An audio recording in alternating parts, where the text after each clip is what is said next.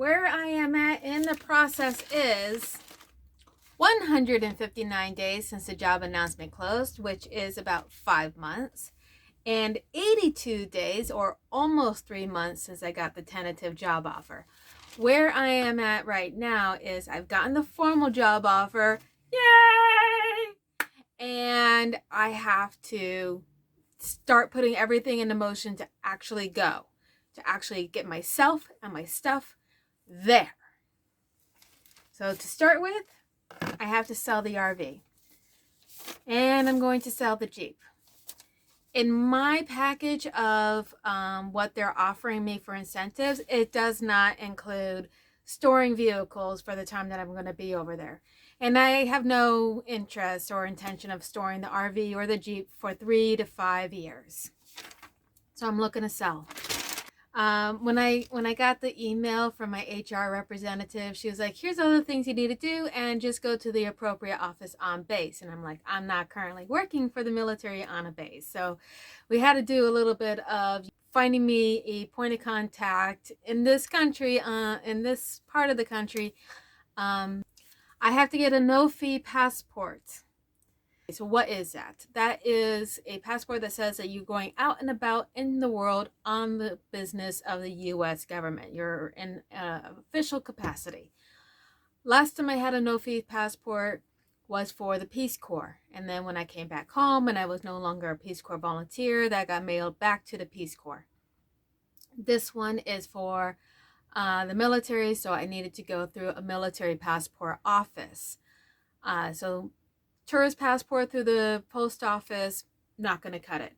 I ended up going to a reservist base that's about an hour and a half away from me and doing a sit down with a passport officer who looked at my tourist passport, my birth certificate, social security card, all that other jazz. He looked at my travel orders and, put in the application for me. The no-fee passport is going to go to him. He's going to then forward it on to me. It's a whole thing. So, no-fee passport. Got that trucking along. I have to move my household goods.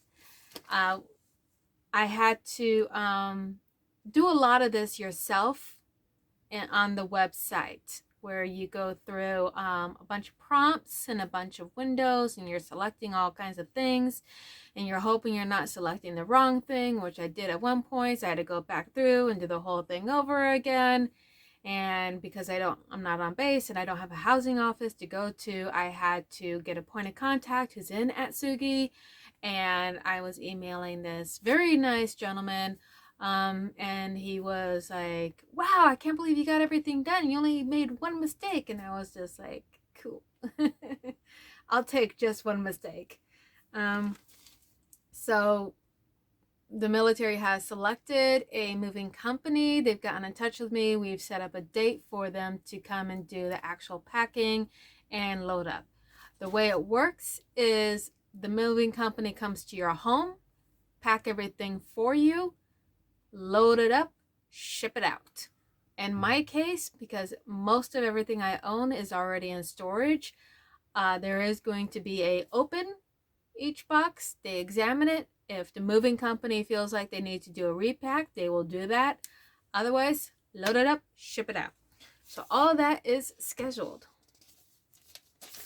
Next, booking the flight. This is also very important. Getting that itinerary for the flight. And what that entailed was, again, filling out forms, getting all the right information on the forms, and getting it to the right people. And then the flight is booked for me and not paid by. So this is one that is not an out-of-pocket expense. This is paid by the military up front. And so they pick the flights, they pick the times, all that jazz. And I've got my plane ticket. Yes. COVID testing. I need a negative COVID test within 72 hours of departure. So I'm calling my primary care doctor, figuring out where I can go to get that done, how the results are given to me. Lodging. When you leave your apartment, or in my case, my RV, and you go into a hotel, I get 10 days on this side. And that is an upfront expense on my part, reimbursed later. And then on the other side, I have to look it up. I don't have it written down, but I get more lodging on the other side, and it has to be for at least 2 weeks because I will be quarantining for 2 weeks when I get to Japan. Again, out of pocket expense. And so yeah, that's where I'm at. Lodging, flights, COVID tests, move my stuff, sell my stuff. Let's get it gone. Let's get it done. I'm so excited. So happy. Happy, happy, joy, joy. Happy, happy, joy, joy. Happy, happy, joy, joy. Happy, happy, joy, joy.